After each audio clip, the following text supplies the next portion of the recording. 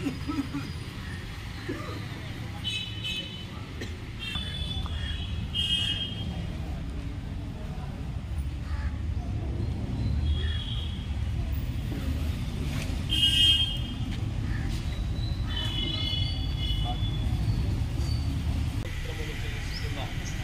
ఆశీర్వాద సమయాన్ని మీరు మాకు అనుగ్రహించారు, నీకు స్తోత్రములు చెల్లిస్తున్నాం.